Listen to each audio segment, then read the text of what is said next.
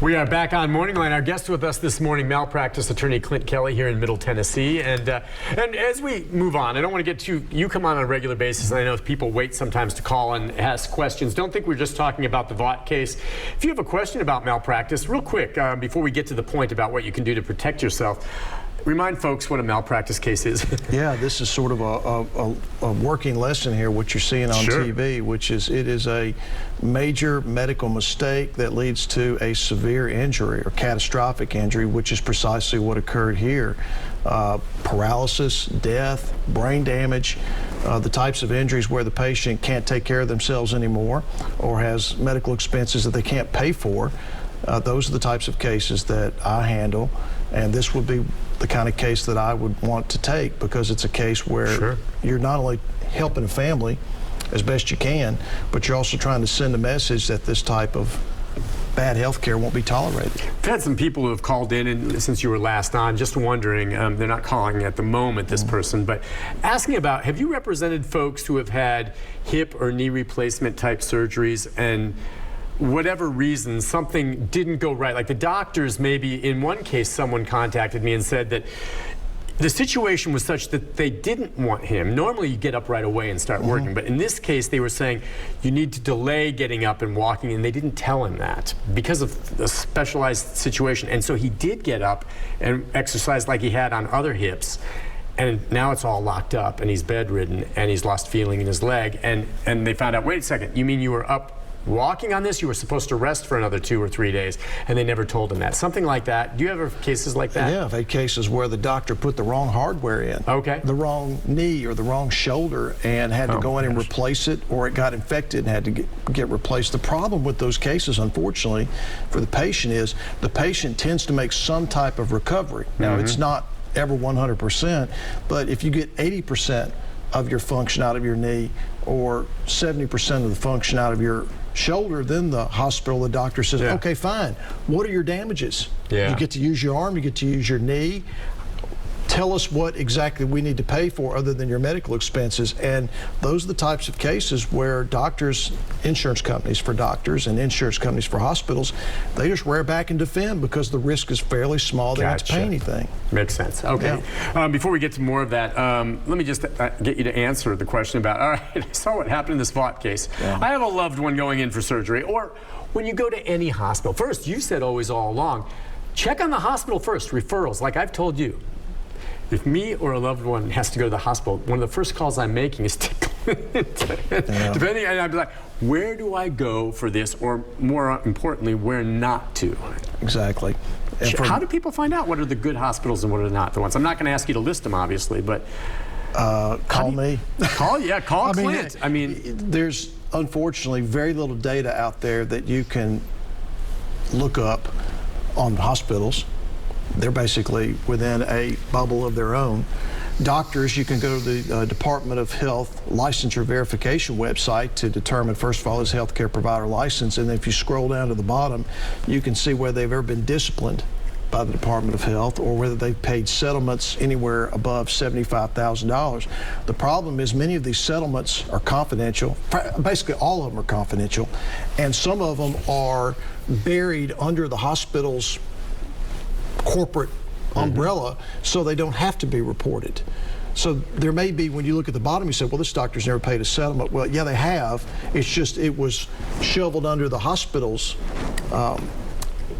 insurance, and therefore it wasn't reported to the state. So it's very little you can do to find out, is this doctor good, or is this hospital prone to making mistakes?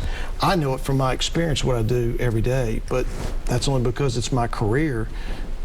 Consumers need more information. It's just very difficult to get. Okay, well, and the number one thing you say that causes these mistakes in hospitals these days, it's busier, it's hectic, communication. Assembly line medicine is the health care that we live with today, and it's not going to change. Assembly line, I mean, they pass you on, and they don't communicate. You just think of yourself as being on a conveyor belt running through the system, until you get to the very end. And people, like building a car, people do something, and then you go to the next one, they do something, they go to the next one, they don't really think about what they're doing. And unfortunately, as I've told you many times, 90% of these cases boil down to a failure to communicate. Okay, so doctors don't talk to right. nurses, They nurses don't talk to doctors, patients don't talk to nurses, or nurses don't ask about various treatments or medications. You think Nurse Vaught would have gotten away with this had she communicated with the family and the attending physician when these warnings were coming up to make sure she was given the right medication? I suspect not. Should a good nurse, I would think, or doctor, double check? Like, you tell me you go and get your prescription pills or you're picking something up. I mean, you even have one of those pill books. So you can look and see if the pill you got in that bottle is the one it's supposed to be. Yeah. I mean, are they supposed to double check it? You can't. In the hospital, you can't. You just don't have time? Well, that's the problem. Somebody's going to give you an injection. Okay. I mean, how are you going to look that up? No, you can't. All you can do is ask the healthcare provider, what are you giving my wife here? What is this drug? What does it do? Why are you giving it? That's the question you want to ask of your healthcare providers. Unfortunately, what do you do if you're a patient and you don't have someone as an advocate to ask questions? You're basically just a prisoner to what the healthcare provider is going to do. So, again, I come back to the point, I don't think this prosecution would be happening if Nurse Vaught had been pressed by the family and had been pressed by the healthcare team. Why are you doing this? What's the purpose for giving this drug? What do you think about the case against her? I know we haven't heard the whole trial, reserve it, but do you think it's right or wrong that they seek to hold her criminally responsible? Well, the right or the wrong part of it is, I'm going to take a pass on this because I think that's a jury question. Yeah, really that's kind of what I know, and we haven't heard all the evidence yet. And that's why we have juries. But what I can tell you from my experience, you asked, what are the chances of her being convicted? I'll tell you that doctors and hospitals win 90+% of medical malpractice trials. And there are many reasons for this, but the primary reason is just what you said at the top of the show. She didn't intend to harm anyone. She didn't intend to harm this lady. And it's very hard to convince jurors to hold healthcare providers accountable for their mistakes, even reckless behavior, when that healthcare provider didn't intend to harm anyone. And jurors tend to have a favorable view of healthcare providers. They tend to give them a break or cut them a pass because they are providing healthcare, which is something we all need. It's just different, and here you have prosecutors involved instead of two attorneys on either side. But I wonder why then. Your point's just great, but it goes back to the question about how's that different from someone texting and driving. And if I'm a prosecutor in my closing, I'm bringing that up. I'm going to say, I know how you're going to feel. They didn't mean to do this. Well, does the person who's texting and driving mean to kill the person they kill? No. Are they held criminally responsible? You bet. How is this any different? Oh, you don't, but the language that I use would be different. The language I would use is say, she ran a medical stop sign. Yeah, that's good. Okay? Yeah. She ran a nursing red light, a red light that they're all taught not to run. Those are the types of ways that you take something from a practical standpoint that jurors deal with every day and bring it into the healthcare profession where they can understand it. Because at the end of the day, this is always about safety rules and violation of safety rules. That's what these lawsuits are about. Right, and that's kind of what, and standard of care and all of this, that's what we heard in the opening from the prosecution, was that she threw out everything she learned in all of her education leading through to become a nurse. She was taught all this stuff, right? She knows this stuff. Right. She graduated, from what I've heard, until this incident, you think there maybe were warning signs, but that she was liked. There was testimony yesterday from one of the young nurses who asked to work with her, to learn from her. I mean, there were people, she was respected, and yet somehow she just checked out. And well, Nick, maybe another way to look at it from a metaphor. Is there not a difference between a nurse who runs a medical red light and didn't know it was red versus a nurse who chooses to run a medical red light? Those two things are different in my mind. I agree. They are different. I think the second one is worse because you made the choice. It's red, I don't care, I'm going through it. So, is that not what we're dealing with here in this trial? Or at least, is that not the prosecution's theory? Right, she didn't theory? know that the med that she had was wrong, but she knew that she was bypassing all these things and kept going through the lights. Correct. She was bypassing. We all of us at some point in our lives have run a red light, whether we chose to do it or whether we did it by mistake. But the fact of the matter is we all know there's a risk when you run a red light that you can cause a wreck and hurt or kill somebody. I'm sure when a healthcare provider is warned about a drug or warned that the conduct they're about to engage in is dangerous, in the back of their mind they know, if I do this, it could kill somebody. But you override that because you think, I can run this medical red light and I probably won't hit anybody because I think I know what I'm doing. I've looked both ways and nobody come to the intersection, boom, I barrel through. But I didn't see that person walking across the intersection when I was looking either way to see if there were cars coming. I mean, that's the risk, that's the danger that the healthcare provider encounters when they make decisions that are ultimately unsafe.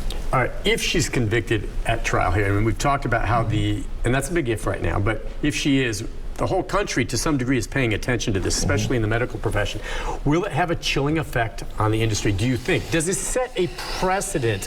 As you said, will the medical profession have to be looking for the badge, worried about that? I hope that they just want to do the best they can either way. They don't want to be sued malpractice. They don't want to be charged with a crime anyway.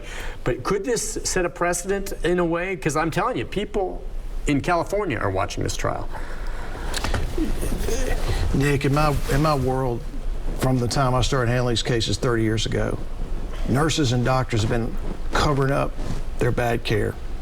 They've been failing to record incidents, changing medical records, hiding their misconduct. This has been going on for 30 years. How much worse can this make it? You know, seriously. I mean, I'm being dead serious about this. I don't know how this can make the laws or the actions under the laws any worse than they are. Right now, our Well, maybe it'll make things better. If they're worried all of a sudden that, you know, if I'm going to keep pulling this stuff, next time I might find myself in a court of law with a criminal charge, maybe that's, you know, more incentive to do a better job? Yeah, but I mean, when you're providing health care, I mean, I don't think you're thinking about the police are going to come get you any more than when you're about to run a red light. Do you think there's a cop right behind me who's going to turn on the lights? I say, I don't know how big a deterrent that would be. That's a good point. Yeah. Let's go to Tom real quick before we take our first break. Tom, good morning. Hi, Tom. Good morning, Nick. Morning. I'm sitting here watching this deal about the nurse, you know. Yeah. I'm sort of on her side a little bit, you know, because, you know, these nurses are understaffed in the hospital, and they're having to run, and they're getting stressed out for they're trying to take care of everybody they've got to try to take care of. And I'm sure this girl didn't intentionally do this to this lady, because she's not going to mess her career up. And I sort of have to go along with the girl. You know, everybody's made mistakes. You made them, I made them, the lawyers made them, Glenn Funk's made quite a few of them. You know, I wonder how many people he's prosecuted and that was innocent, where he's made a mistake. So I'm for the nurse. Okay, listen, I really appreciate your call, and you know, there could certainly be people on the jury that feel that way. What do you think? His point about how nurses are so overworked, and again, no one is saying she did this intentionally. If she did this intentionally, she'd be charged with first-degree murder. She's charged with reckless homicide, far lower charge, which likely won't bring much jail time at all, even if she is convicted. But what do you think? Is that a fair defense of her? And I think we'll hear it from Peter Stryance that, look, we admit this, but come on. I mean, the situation she's working on is almost untenable for nurses these days. On the merits, Tom is right. And I don't like to admit it myself, but he's right. These nurses are overworked, generally underpaid. What is implied by Tom's statement, but he didn't come out and say it, is there's responsibility on the part of Vanderbilt. Sure. And on the hospital for putting these nurses in difficult situations where they might have to cut corners in order to get through the day providing care. The assembly line medicine has its own victims, and it's not just the patients, but also the nurses who provide the care, who are on the assembly line and have to get through a certain amount of volume of patients to get through the day.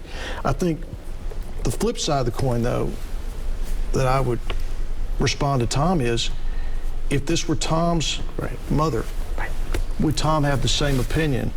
And I know he's not on the phone, but I bet you deep down Tom's thinking, I might have a different look at this if it's my mom who suffocated from a drug that this lady gave. And I mean, suffocated is a horrible, painful way to die. The way the body reacts to lack of oxygen when it can't move is extraordinarily painful, mentally and physically.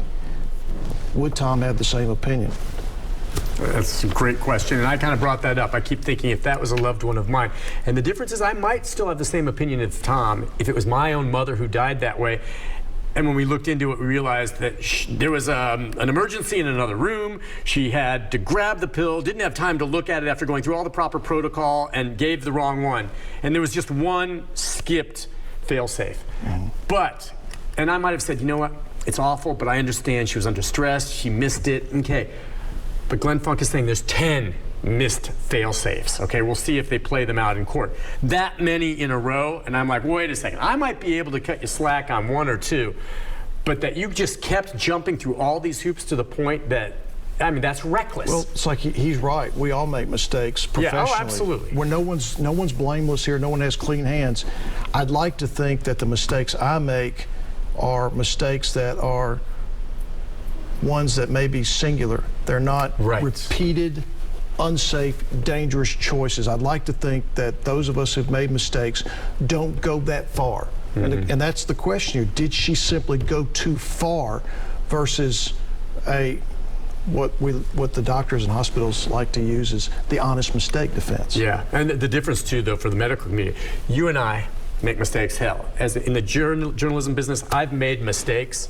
I've been sued, and I've made mistakes in my time, but I don't get charged criminally, and no one dies when I make a mistake. If you're in the medical profession, sometimes you make a mistake, someone dies. Right, and that's accountability. Have you made repeated mistakes on the same news story over and over and over again while you're being warned, or in your own mind you know what you're doing? And if that happens, I deserve to get sued. You know, I mean, I'll concede that, but you know, it's different sometimes when someone dies. So we'll take a break. Craig, we got Craig and some other callers. Stay right there, Craig. We'll get you as soon as we come back from this break in our final segment with Clint Kelly.